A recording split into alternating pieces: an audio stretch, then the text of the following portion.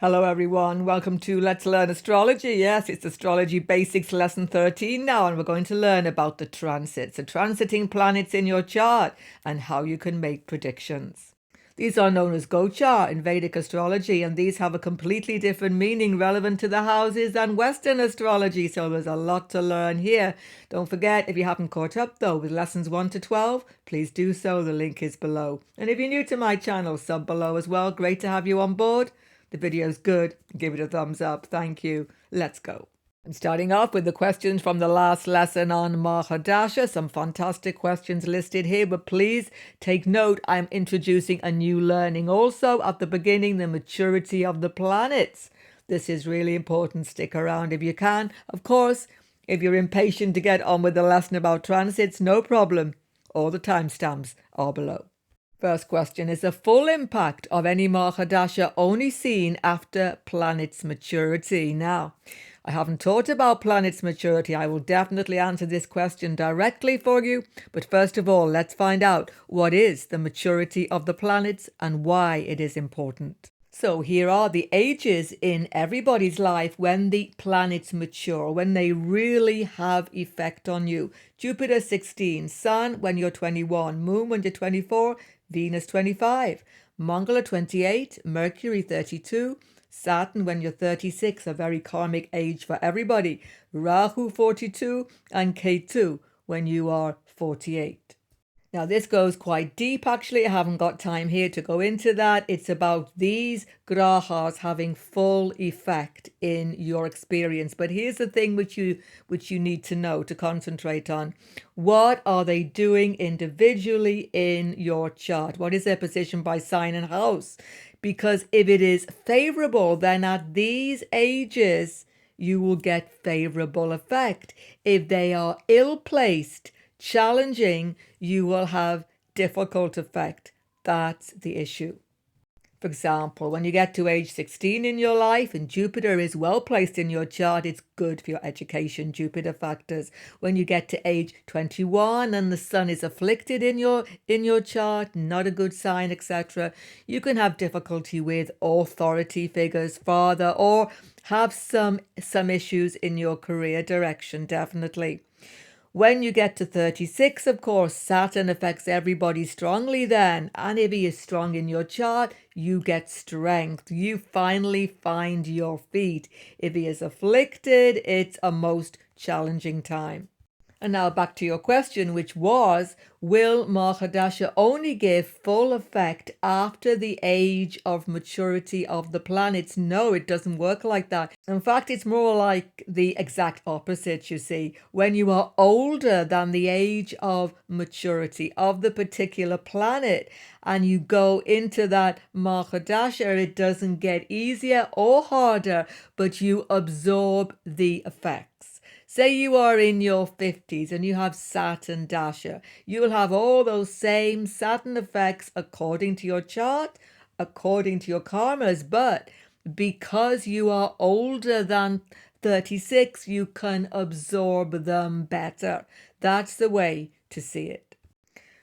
Quickly now, the other questions. When a Mahadasha planet is involved in a Parivartan, do the other planets get involved? Do the Parivartan yoga get impacted? Definitely. Parivartan is a stronger sambandha. It is like a very powerful conjunction, but even stronger. We have discussed in previous videos. Say you've got Venus, Capricorn, Saturn, Taurus. They have gone into each other's sign. They are in Parivartan. And then let's say you go into Venus Mahadasha. Will that Saturn in Taurus be impacting Venus? Yes, because they are in Parivartan, but when? In the Bhukti period. So Venus Saturn or Saturn Mahadasha, Venus Bhukti, Venus Antaradasha, yeah? Venus Saturn, Saturn Venus, you will get the switch. You will get the Parivartan yoga, which is favorable. Normally favorable, very strong. Something switches. Your whole life will turn around because that's what Parivartan does. Another good question. What about the degree of the planet? You previously said this has a big impact on the Mahadasha of that planet. Yes, some planets are in a higher degree, like 20 degrees, 24 degrees. Some are in lower degrees. We have discussed previously on this series that critical degree planets, 0 degrees, 29 degrees, 1 degree even sometimes, 28 degrees are important. I would say definitely. Planets in a critical degree, which I have discussed previous videos in this series, check it out carefully, will be stressful dashes. I mean mega stress. Because they are critical degrees, things are shaking, things are uncertain in your life. Okay? It doesn't matter who the planet is. In a critical degree, it's an unstable time. It can be stressful. It can be challenging, certainly. So as a beginner or even more advanced astrologer, really focus on those critical degree planet Mahadasha. It's really important. Good. Thank you for actually bringing it up. But also, there's a video on my channel in that Judging Mahadasha playlist where you can learn more about this topic, the degree of the planet. Interesting question. Will similar Dasha combination give a similar result? So say you're in Jupiter Mahadasha and it's Venus Bhukti. Would that be the same as being in Venus Mahadasha, Jupiter Bhukti? Absolutely not. It will not be similar. No, it could be completely different. Yes, it's going to be about relationship, connecting, learning, education, Jupiter, Venus things, kids maybe both times, but it will not give a same result. Definitely not. First thing is, when you're in Jupiter Mahadasha, you are Jupiter. When you're in Venus, you're Venus. Wow, that's completely different.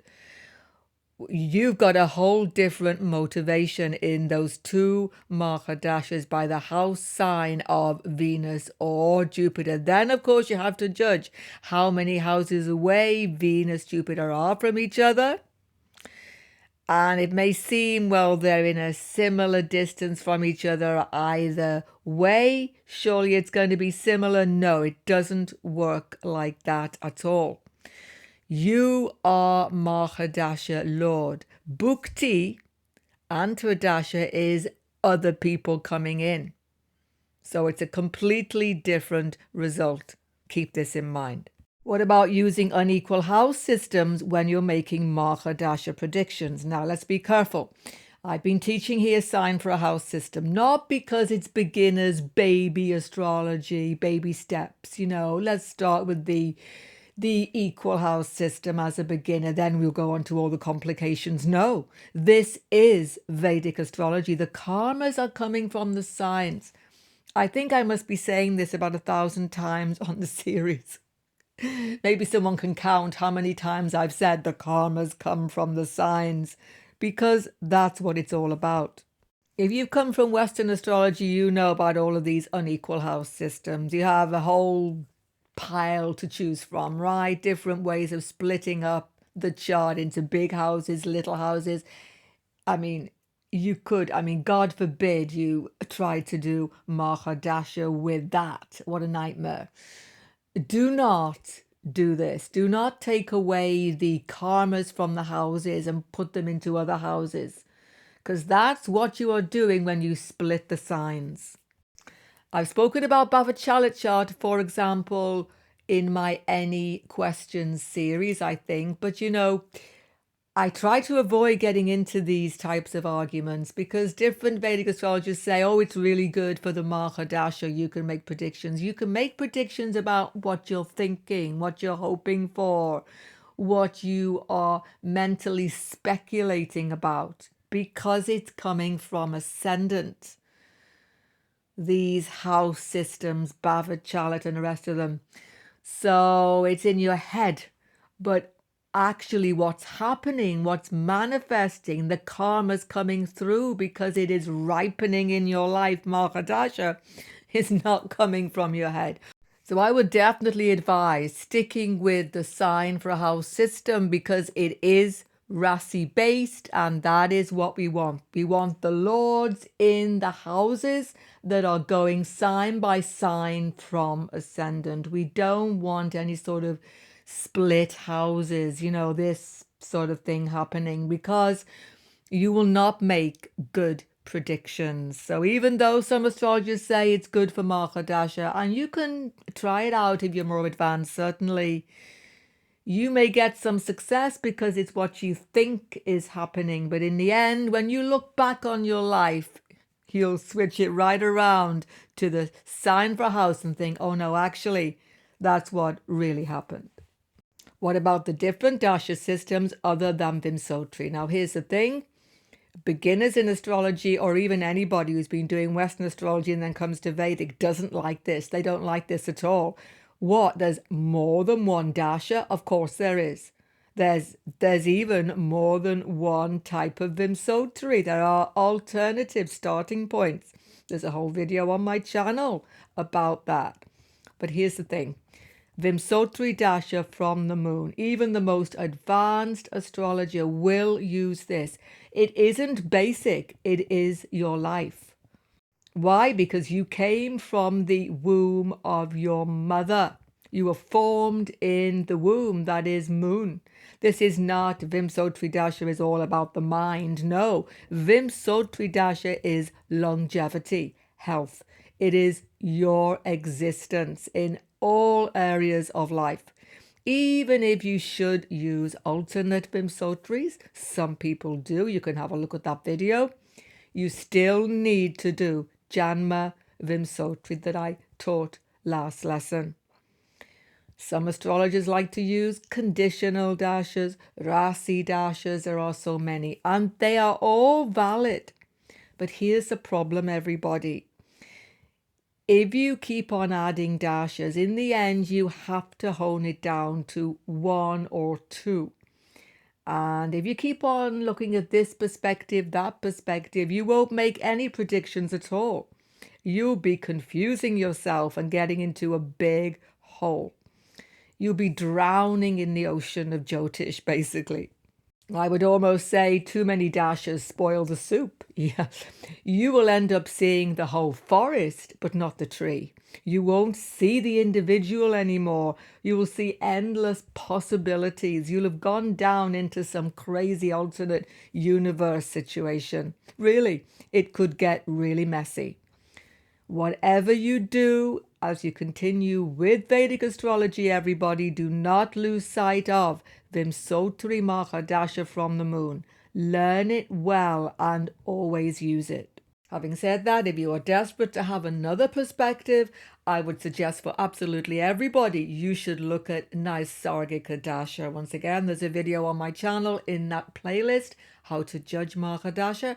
Naisargika, the natural Dasha for human beings, applies to everyone but is specific to your chart. Easy to use. You could supplement Moon Vimsotri with that, and I think that could be helpful sometimes. But master Vimsotri first. That's the way forward, everyone. This lesson is all about transiting planets. What are these transits really? How do we see them in our charts? Should we see them from the moon versus ascendant? It's a big contentious issue. What are the effects of major transits important, and how do transits impact Mahadasha? What are transits? Transits are the current position of the planets or the grahas in the sky. Which zodiac signs are they transiting or moving through at the present moment? Those are the transits. For example, as I make this video, Rahu, the North Node, is in the sign of Pisces, Saturn in Aquarius, Jupiter, Taurus, and so on.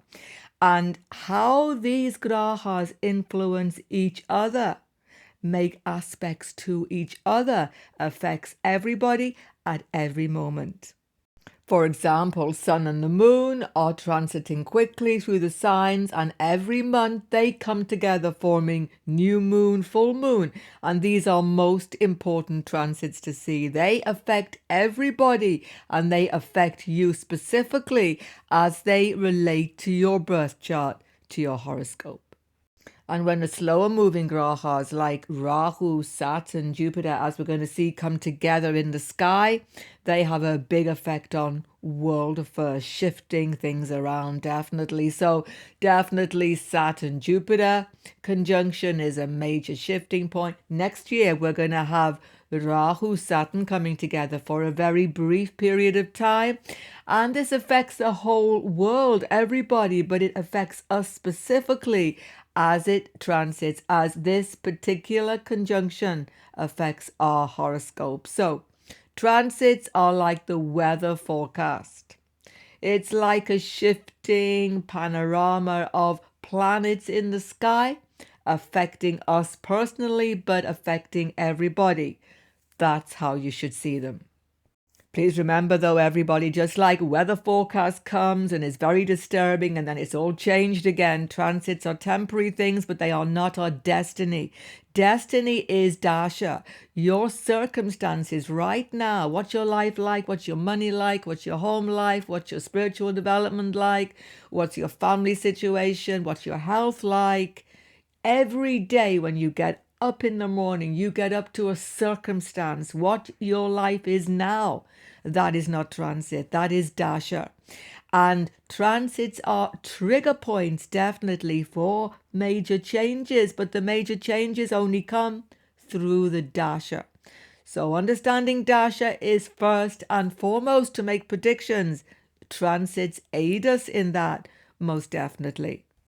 Now, what is Gochara? Gochara simply means transits, Vedic astrology, but there is a specific meaning here. Go is cow, go is the moon. Gochara really means transits from the moon, seeing transiting planets in relation to the moon sign in your chart. This is the big key to really understanding transits. And the moon is the most important planet for human beings, for our life. Everything that happens is happening in relation to our moon. Ascendant is just our direction, but we're not even aware of it most of the time. I will talk about it later in the video. And as a beginner, it's very important to understand Gochara and to understand houses of transiting planets from the moon so that right away you won't make big mistakes and you will make good predictions from transits. We'll come back to this point. Now, how do you see the transits? How do you find out where the planets are right now? Like I told you a few videos ago, you need to read an ephemeris. Let's have a quick look. Now, I like to use astro.com. It's got sidereal signs, and I just love it because I like this style of ephemeris. The sun is here, moon, Mercury, Venus, Mongol, Jupiter, Saturn. We don't need to worry about these outer planets by transit. No, we don't need Uranus, Neptune, and Pluto. They're not affecting us personally. If you come from Western astrology, you'll be having a heart attack right now. Calm down. Just leave them for now. And there we have Rahu, the mean node. We should always use mean node. That is very important. So when you see this, you can right away see where the planets are transiting in your chart exactly. It's brilliant. So we can see very clearly, everyone, the sun shown here was in Scorpio at the beginning of December, and on the 16th he changes into Sagittarius sign shown here. So depending on your moon sign, on the moon sign, the sun changes house on the 16th of December, and this has a good or bad impact basically on you. When I say good or bad, I mean more flowing, less flowing, about sun factors, and I'm going to show you how to see all of those on this video. Same for the moon, Mercury, Venus, Mars, Saturn, Jupiter, and Rahu. We shall focus on all of the grahas transit on this video. First thing to understand is the time that each individual graha takes to transit the whole zodiac, so that we know that some are going more slowly than others. This is a very important point. The sun takes 1 year, of course, one solar year, to go from one sign, say Pisces, to come back to Pisces again, 1 year. Moon takes 1 month, Mercury 1 year, Venus approximately 1.2. These are approximations because of retrograde motion. Mars 2 years. Jupiter 12, Saturn 29, Rahu 18, Ketu the same. But here's an important point, everybody. You can't keep up with the transits of all of these planets every day, day to day. If you try to do that, you're going to drive yourself pretty crazy, okay? And it's not necessary to make predictions. You have to prioritize the most important transits. Let's see what they are. Most important to start off with is definitely the sun and the moon. You must understand that the sun is in a sign for 30 days and the moon 2.5 days. Check that ephemeris and note the moon phase. When the sun and the moon come together, sun and the moon conjunct in the sky, that is Amavasya day or new moon day.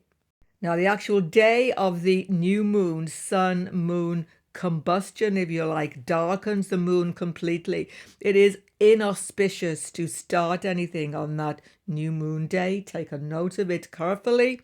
It's a darkening time for spirituality, meditation, not material concerns.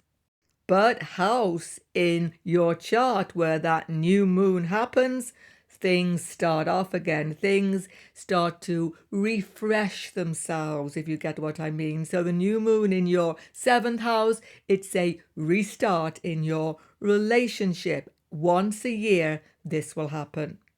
The exact moment when the sun opposes the moon, Purnima, is a most auspicious time, full moon. It's an emotional time though because things become clear, but the actual moment of the full moon is a pure moment, very beautiful moment, full of clarity, full of wisdom.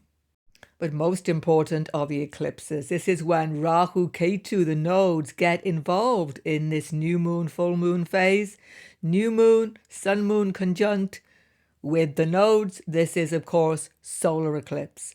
Full moon, lunar eclipse. This happens twice a year. So twice a year, eclipses set off houses or sometimes natal planets in our chart. And these really shift things, really turn things around. These are major turning points. Always watch out for those. After these, of course, definitely notice, most importantly, the slower moving planets. Saturn, 2.5 years in a sign. Rahu, 1.5 years in each sign. Jupiter, 1 year. This is enough time to make those changes that you really notice in your life. These are grahas. These are bringing karmas to us, and definitely you should check these transits most carefully. When they switch sign, it's a turning point. Let's learn to read then the results by house of the transiting planets, everyone. Now, how to read transits is very important. From what point are we seeing these houses? Well, you must see them first and foremost from the moon sign. Then you can look at from ascendant. And then you should see the aspects to the other houses from these starting points. We shall see this with good examples, so don't get confused. Now, houses from the moon, everybody, are the most important. I've just shown you Gochara means from the moon sign. Moon is our life on earth, our experience, everything happening to us. Ascendant is you coming into this world, your direction in life. And some people like to use ascendant and ignore the moon. What a big mistake. If you ever ignore transits from your moon, you will never understand unfolding of Gochara. You will just not see them working at all. So think of it this way. Houses from the moon are the actual experiences you are having. Life on earth is the moon. Don't think of it. Houses from the moon are just my emotions, how I'm feeling about life. But what's really happening is from ascendant. That is a complete misunderstanding. Completely. It is wrong. So definitely you must learn the houses from the moon, try to apply them, use them, check them out regularly, see them working, and then you will definitely see this effect of transiting planets in your life. Don't think moon is just for people who don't know their ascendant or some such generalized stuff out there. Now that is rubbish. The moon is for everybody, affecting you. And it is the most important way to read transits. You can add ascendant, but you should always start with the moon. That is my most definite advice for you to do good astrology. Final point, everyone. You see, this is very important. Ascendant is your life direction. Moon are the circumstances of your life. If I said to you now, what is your life direction? Tell me. You'd have to sit down straight away, wouldn't you, and think, well, I'm planning this and I'm planning that, and this may happen, and if A, B, C, D happens, I will do that and I will do the other. That's ascendant. That's life direction. Half the time, what we plan never happens as we planned it. We all know this because ascendant is where we see Dasha, our destiny unfolds. What do they say? Human beings make plans and the gods laugh. Here they are making their plans, but this is going to happen, that is going to happen. Dasha ascendant. But if I said to you, however, what is your life like right now? You'd have no problem, would you, everybody? You would say, oh, well, this is my relationship, this is my home, this is my job, I'm on my own now, I've got a new relationship, I'm feeling sad, I'm feeling happy, I'm doing this every day, I'm doing that every day. You would have no problem describing your life, right? What is happening to you? That is the moon. Therefore, transits from the moon are everything which is happening to you. It's so important. Let's start by looking at Saturn's transit, starting with the most helpful. Yes, he can be very helpful, certain houses. Actually, this is a very special understanding only in the Vedic astrology system. Now, I'm putting moon as the major factor you should be seeing from all of these transits, but where ascendant is applicable, I have put ascendant as well. So note this out, but especially from the moon, certainly. Gochara, transit of Saturn in the 3rd house from the moon in your chart, 6th house from your moon, natal moon, 11th house from the moon, bring helpful factors. Saturn gives us a break. Saturn brings us helpful people, helpful situations, jobs, money. We get rid of all of the thorns in our side, all of the difficulties that have been bugging us. Health improves. Many things improve when Saturn goes through the 3rd, 6th, 11 houses from the moon, and to some extent from ascendant as well. These can be called Saturn's blessing transits. There's a video on my channel in a playlist, Saturn Transits, where I have talked about the 3, 6, 11 transits in more detail, where you can check out exactly what to expect. The link is below. It goes without saying then that Saturn is challenging, bringing those Saturnian delays, difficulty, health issues, stresses in all the other houses. 1st house from the moon, 2nd, 4th, 5th, 7th, 8th, 9th, 10th and 12th houses. Saturn gives many challenging situations during these transits. And yes, this certainly applies from ascendant in these houses noted here. But crosses are there from the moon. These crosses apply only from the moon. These are Saturn's specific transits to the moon because the moon is our life on earth. When he is in the 12th house to the moon, 1st, 2nd, 4th, 8th, 10th, he is giving special effect. Let's have a look at these. So here they are, Saturn's transits from the moon that are most stressful of all of those transits from the moon, and we have to watch out for them. When Saturn goes in the 12th house to the moon, 1st house, 2nd from the moon, these are sign for a house, 12th sign, 1st sign, same sign as the moon, 2nd sign to the moon, 7.5 years. This is called SADE. When Saturn is in the 4th house from the moon, 4th sign from the moon, that is a Kantaka Shani. 8th from the moon, Ashtama Shani, and 10th from the moon, once again, a stressful Kantaka Shani. Now, people who don't know that much about astrology just generally know about SADE, get fearful about this, but you have to see what's really happening here. Moon is our experience of life on Earth. I have explained the moon is the most important planet to see transit. Saturn is our karma, is our experience of Papa karma's coming back. So definitely difficult things will happen, Sati, but the most important factor is that it's a concentration on the mind. If you see what's happening, your life is being focused more. You're more focused on work. You can get promotion, tremendous promotion, responsibility in Sati. Many people have become leaders in the world during Sati. I mean, how much pressure can you get? But experience of life, of society, moon is society constricts. So you can have less friends, more concentrated circle, work becomes much more responsible, focused, as I say. Everything is becoming focused, like a narrow focus, and this is good. Many people get more work done in their life during Sati than ever before.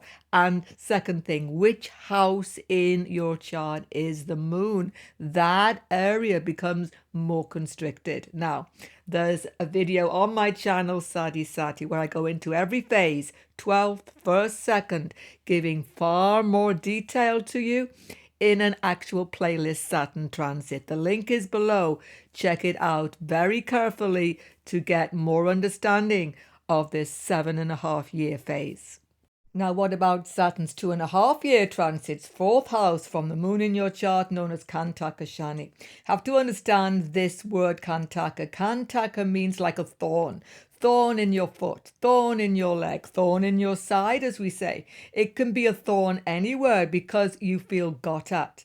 Kantaka means thorns, pains, difficulties coming to you, literally here coming into the home life, in your domestic affairs and specifically in your relationships. Saturn transit, 4th from the moon, definitely has this effect.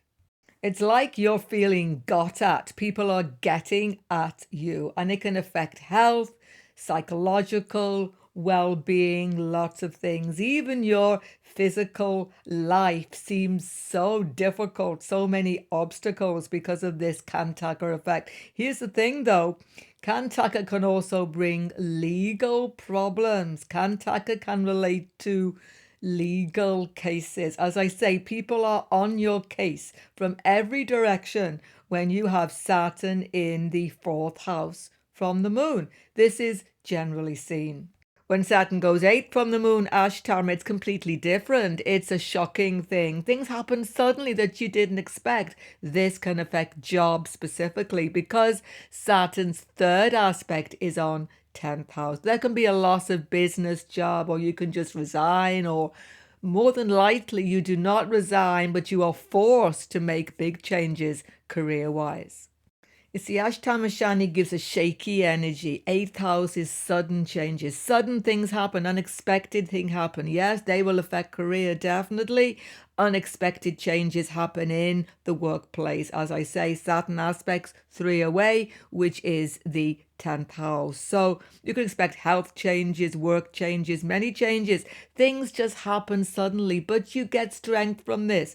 It's a transformative phase, and you have to go with this energy definitely. Now, Saturn 10th from the moon, another Kantaka phase when everything's a thorn in your side, foot. Everybody's a pain. Everyone's getting to you. Where? In the career, in the workplace. Nothing you do is good enough. Nothing is happening as you would like it to. Too many obstacles, too many people on your case when you have Saturn, 10th house from the moon, Kantaka Shani. In fact, so many times I've seen Saturn transiting 10th from the moon, Kantaka Shani, people resign, leave a job, just cannot stand it anymore because they are feeling like they are dragging their feet, thorn in the foot. They just can't do it right anymore. People are really on their case. People see that you are not happy maybe, and they pressurize you as well. But that's okay because 2.5 years is this Kantaka Shani. After that, Saturn goes into the 11th house from the moon and good stuff comes to you. So don't get confused. This is all from the moon, not from Ascendant. It's most important to understand that.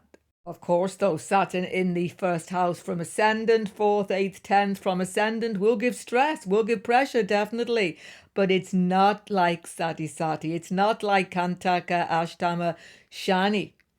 It's a different effect, and by practice, you'll see it. Let's see one or two charts and see how this is happening, everybody, starting with Marilyn Monroe in January 1934 when she was 7 years of age. Her mother went into a mental health institution. More than that, her mother had a complete nervous breakdown, schizophrenic breakdown, right in front of the 7-year-old Norma Jean. Here she is with her mother, a bit younger, of course. It was a complete trauma. Now, there were more transits going on to this moon. I'm going to show you more in a minute, but let's just see. Transiting Saturn, SADE, right in the middle phase of SADE. She lost her mother. Mother went into a mental health institution, and her whole life was turned around completely. But it is more than just transiting Saturn. We're going to see in a minute, as I say. But just look, Saturn is on the moon sign. Moon is in Capricorn. Lord is Saturn. And don't forget, Saturn has aspects we must see. Saturn aspects the third house away. Neighborhood, who is around her, completely changes because she had to go into care. And Saturn aspects to his own place in the 10th house. Her whole world is shifting because Saturn is the lord of the moon itself. It's a shocking break. It's an emotional trauma for her.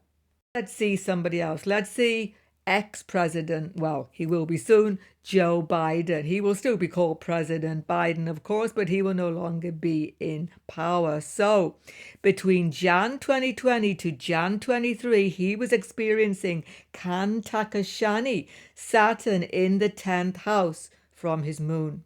Now, about 4 years ago, I did a video about this election, and if you check it out, it's still on my channel. I predicted he would resign.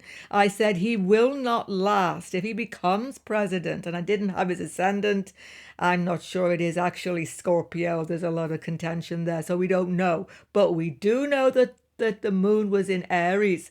So definitely this is a 10th house from the moon transit, Kantaka Shani, when he became president. So I said he's going to struggle. It's going to be a thorn in his side. He may be forced to resign. I was amazed how he stuck it out all that time. I think he was held up.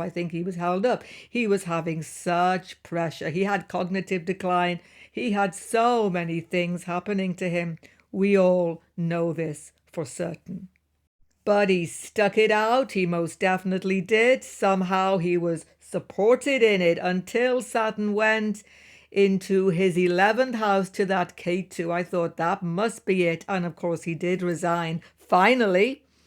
So he is in a completely different phase now. But at the time, those first years of his presidency, what pressure, what thorn in his side. I think he struggled tremendously. And Donald J. Trump himself has transiting Saturn right now for quite some time in a Kantaka Shani position, fourth from the moon in Scorpio. Notice this, moon chart, Donald Trump. From Jan 23, and it's still ongoing until March 25, it's a thorn in his side. I think there were many thorns in his side. Don't forget, this is legal problems too. I said Kantaka can mean legal issues as well. So many people getting to him. Talk about thorn in the side. He was having thorns all over during this phase. Of course, Kantaka Shani, fourth house, can also bring domestic problems, relationship issues in the home. Who knows? That's a private thing for him. But there were threats to his life. Moon is our longevity. Talk about thorns in the side. Of course, Saturn's affecting Mangala, who is the Subdapati, lord of the moon sign, keeps us alive.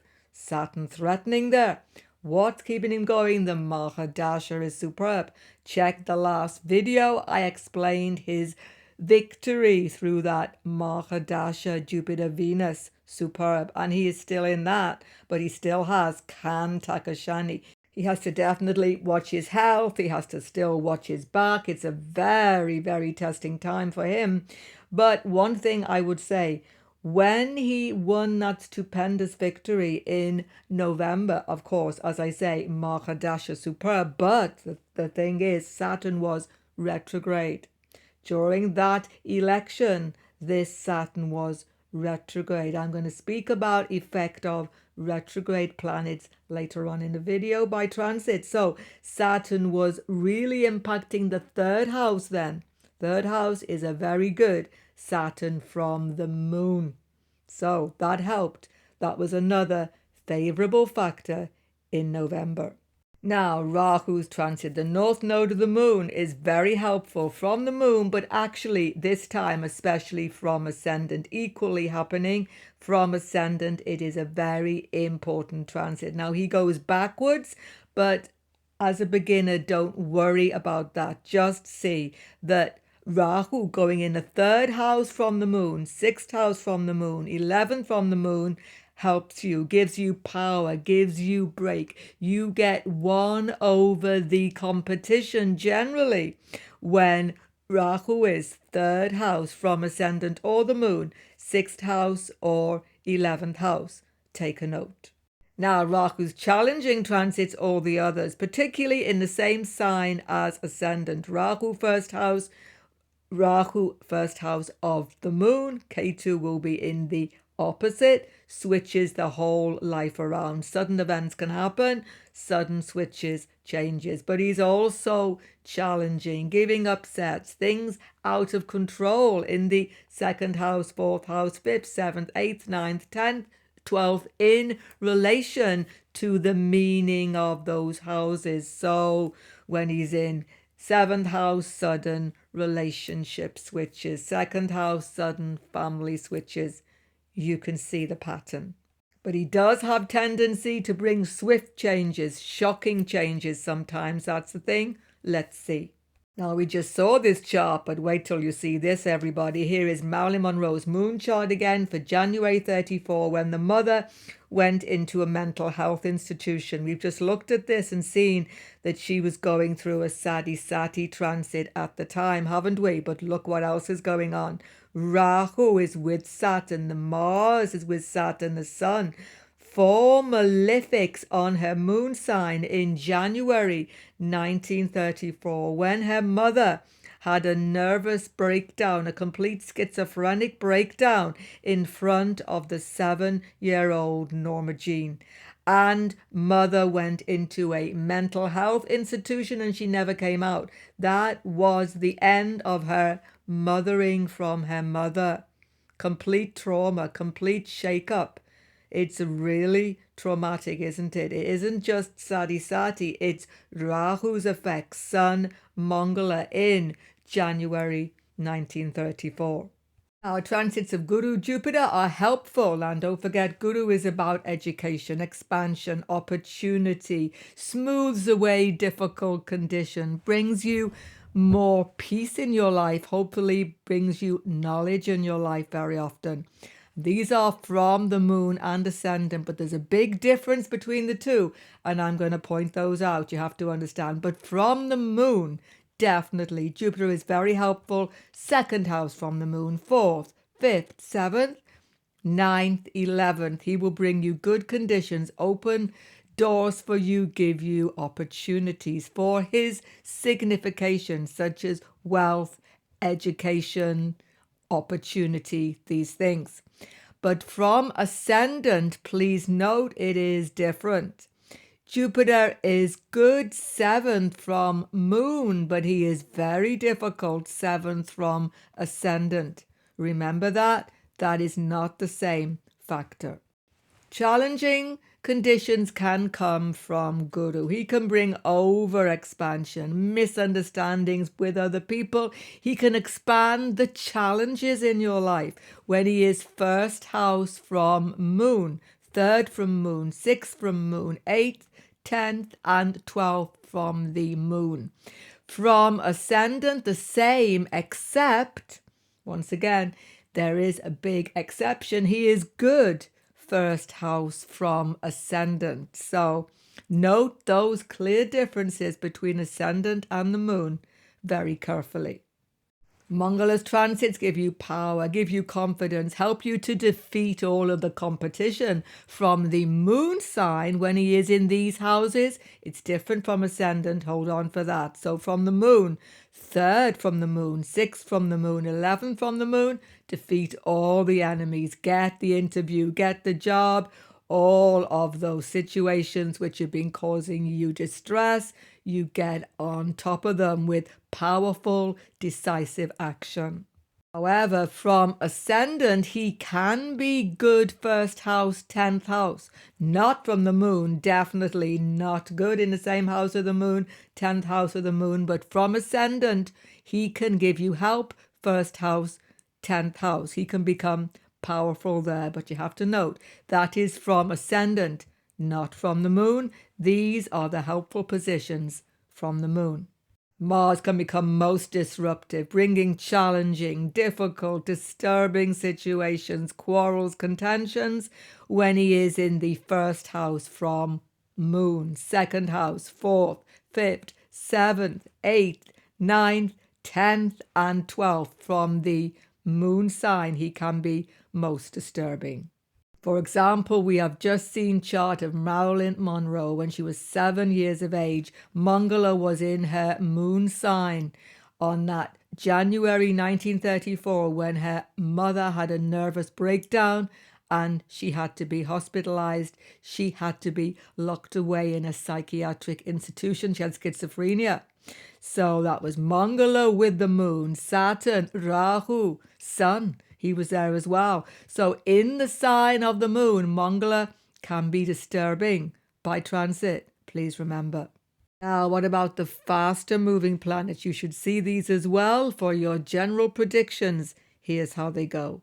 Now, please note, everyone, all of these faster moving planets, to get good Gochara prediction, should be seen from the moon sign in your chart, not from ascendant. You will not judge them correctly from ascendant.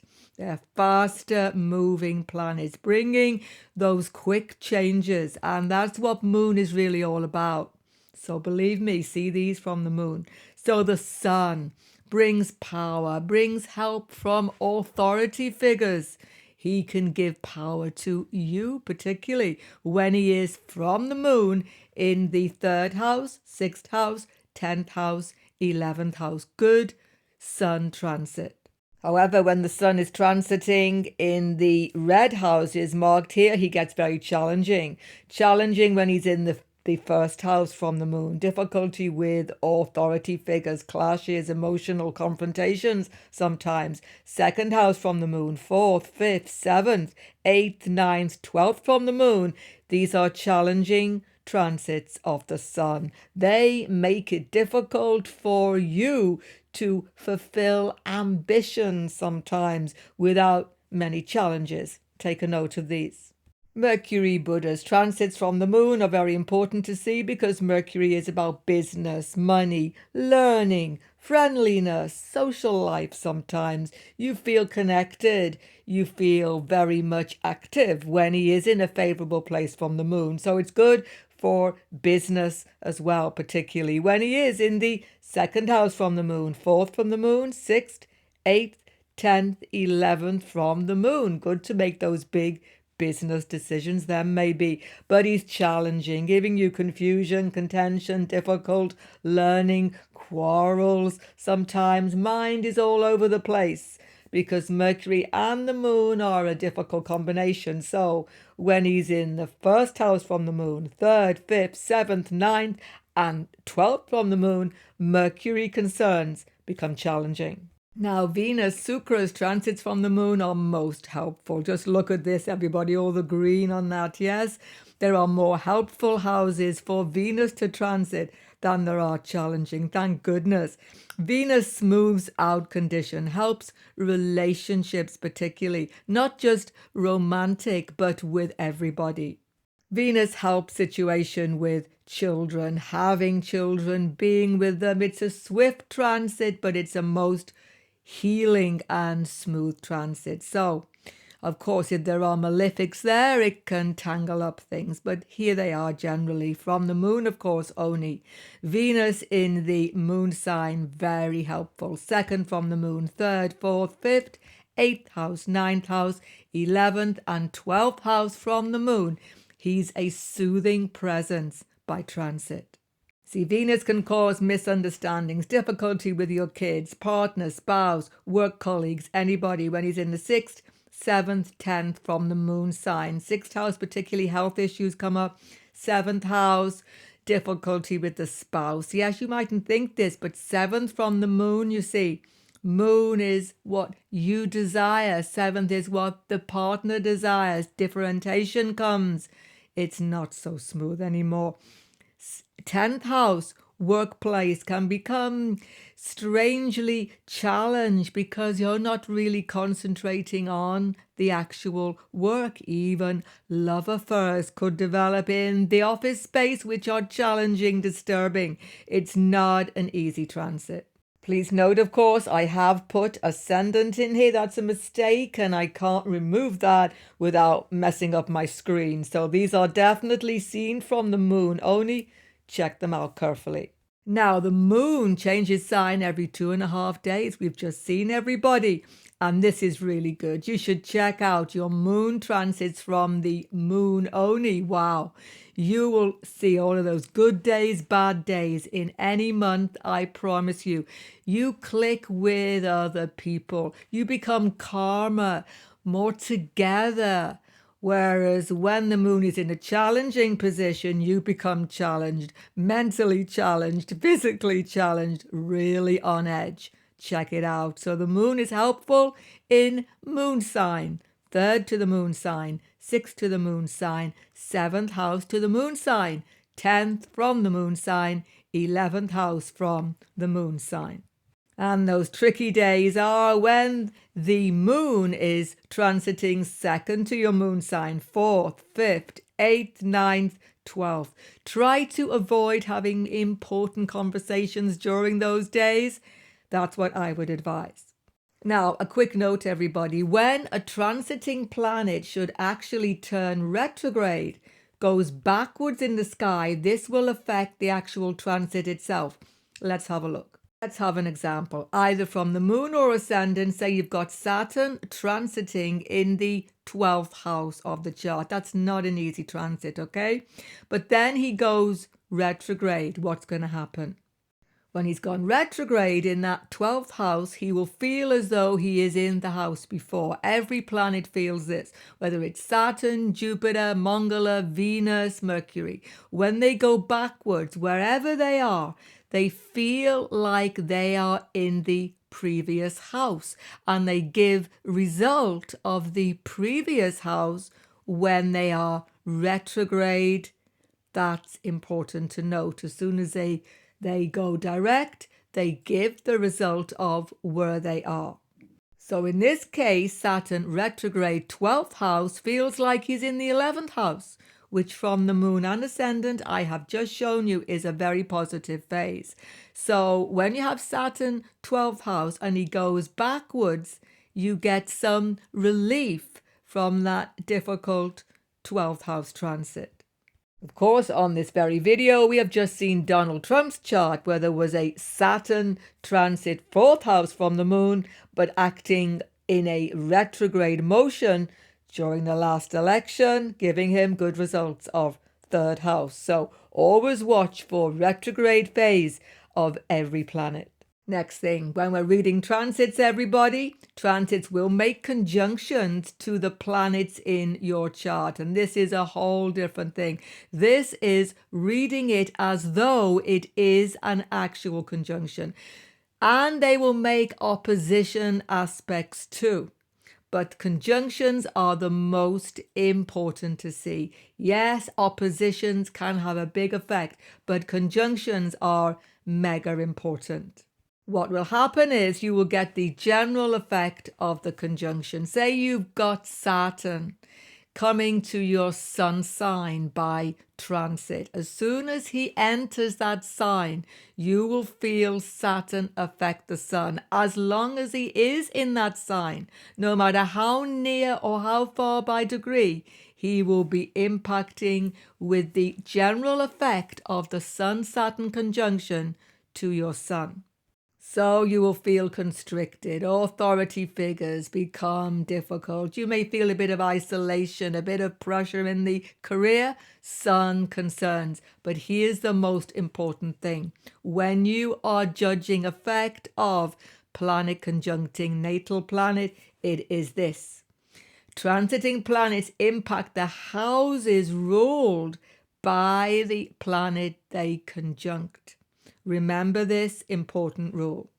So when Saturn enters the sign of your sun, you will be affected by the general effect of the Sun-Saturn conjunction. On my channel, there's a whole playlist about conjunctions, and that effect comes into your experience under that Saturn-Sun transit, definitely. Same for all the other conjunctions happening by a transiting planet. But here's the thing. The house is ruled by that planet, which is being affected, not the transiting planet, but the planet being conjuncted, that gets the same effect. Let's have another example. So let's say you are Taurus ascendant and you have Saturn transiting the sun. Doesn't matter what house that sun is in from the ascendant, because you have Taurus ascendant. Don't forget, the sun is Leo, Lord of the fourth house. So Saturn impacts sun, Saturn impacts that house, but he will also impact the fourth house because sun lords fourth house. That's how you have to make a judgment. So home affairs, feeling of happiness, contentment gets affected mega time for Taurian people, particularly when Saturn afflicts the sun by transit. That's how you see it. And yes, of course, the same effect from Moon Taurus, because the fourth house from the moon is ruled by Leo. So don't forget to check out houses ruled by any planet having any conjunction of a transiting planet to it. The planet being conjuncted, see which houses he lords. Let's get some practice, everybody. Don't want to have you falling asleep. This is August the 27th, 1960. Marilyn Monroe is making a film, Misfits, but she can't turn up on the set. She's having drug addiction, sleepless nights, emotional trauma. She has just got divorced, or she is actually going through her third divorce. She got pushed into going into hospital to have a detox on this day. Can you see it by the transits? You're going to have to stop the video, take a note. Everything in green is transiting planets from her moon so that you can make good predictions. Please note Saturn is retrograde here. So what can you see here? Take a little bit of time. Put all that we have discussed and what you have learned so far in this series into play. What do you make of this transiting chart to her moon for Marilyn Monroe at this most difficult time? Well, I don't know what was the first thing you saw, but many of you, I would imagine, saw straight away that Saturn is in the 12th house to the moon. It's the beginning of SADE, well done. And that Ketu is in front of the moon. In fact, they are putting stress on the moon. Two malefics at this time, which is a Papa Carteri yoga. Huge malefic stress on her mind, on herself. I'm sure you saw Mars from the moon, 5th house, not helpful at all. This is creating tension on the set because it is aspecting full on to this 11th house of colleagues. They are all turning up for work on the film set. She is nowhere to be seen. You can imagine huge tensions will be there. In addition, I'm sure you all saw Rahu is in the 8th house. Not a good transit. It's churning her up mentally from the moon, and it's aspecting Saturn, malefic Saturn in the 12th house. Can't sleep, taking drugs. Rahu rules medication, taking them to help her sleep. Well done if you saw that. Because, of course, 12th house is the house of sleep. Having this malefic Saturn near to Ketu is disturbing her sleep and her peace big time. And did you see Sun is another malefic for planet's 8th house, but two are quite helpful. But Sun, 12th house, difficult, superiors on her case. Naturally, studio boss is completely mad with her. They are losing so much money because she's just not turning up. It's not all difficult though. Did you see Venus, Mercury are a good transit in the 8th house from the moon? That's why you have to read from the moon. You can see it so clearly. Mercury is a lord of the 6th house of health, and he is dispositor of that drug-addicted Rahu, basically. And he's gone into the house of transformation to cleanse those drugs. And of course, the 6th lord gone into the 8th house is a Vipreet Raj Yoga. Another factor, of course, the moon is the lord of the 7th house relationships. And here he's been stressed out by Ketu Shani. She's in the middle of a divorce. She's feeling emotionally stressed, maybe lonely, maybe feeling isolated. Domestic life will be afflicted because moon is about domestic situation generally as well. And finally, the moon on the day is in a good place from the natal moon. Did you see that? Yes, it is with Saturn. But the point, everybody, is that it is in the 10th house from the moon. Moon 10th from itself is a good day for her. So despite all of this stress, she allows herself to be taken into hospital. She feels, okay, I need to get serious. Moon with Shani. I need to get serious. I need to sort out this situation so I can do my job. That's a favorable transit.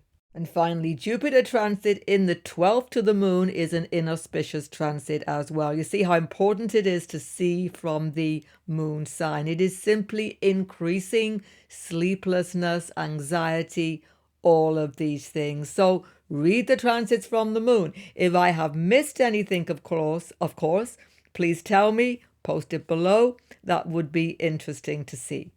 Now, what about the Dasha with the transits? The combination of the Mahadasha predictions with the transit predictions is very important. One thing you must start to do straight away.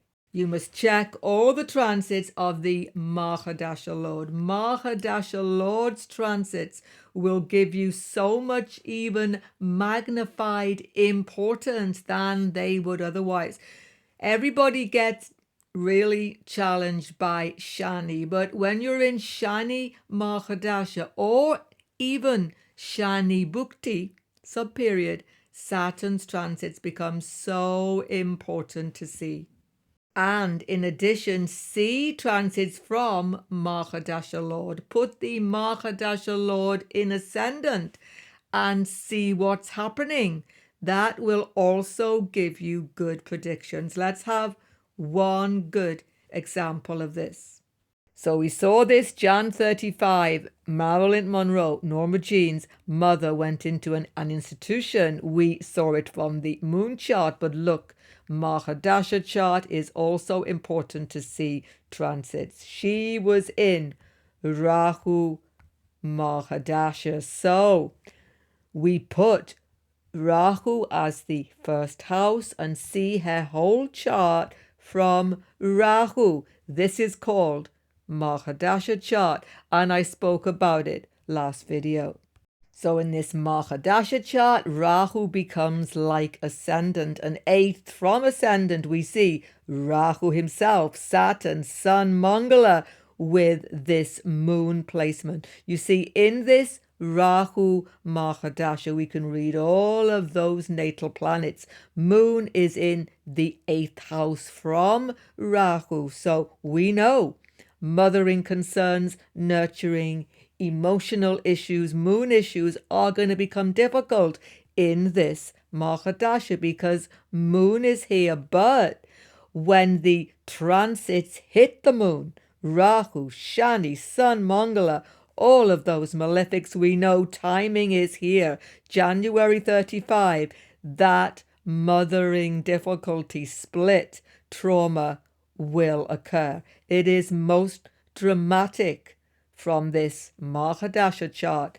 I'm sure you can see that. And finally, but not least, everybody, we've been working up to this since the beginning of the series. What happened to Marilyn Monroe on the last day of her life, her mysterious last day in death? Did it just happen so simply? Or was there some cover-up going on? Was somebody else involved? Or was it just misadventure? There was so many confusing pieces of evidence, and so much new evidence has come up that it really is truly mysterious, not in any way straightforward. So this is homework for you all. Here is the day of her death, the 4th of August, 1962, everybody. She was in Jupiter, Mars, Dasha. Take note of that. Here are transits shown in green, of course, again, from the Ascendant this time. But your homework is to judge it from Ascendant, certainly. Judge Mahadasha and turn the whole chart around. See it from the moon. That's not so difficult. Moon is opposing Ascendant anyway. Take a few notes, spend some time, screenshot the page, come up with some interesting theories, check it all out carefully. This could keep you busy for quite a few days. I hope you've got some time, because everything you have learned so far will help you to be a really good detective. Even Sherlock Holmes, that fictional detective, right, did not have the benefit of Vedic astrology. Check it out most carefully. Of course, to help you do that, check out the previous videos in the series up on your screen right now. Next lesson, the mysterious last day and death of Marilyn Monroe. Goodbye for now, and God bless everyone.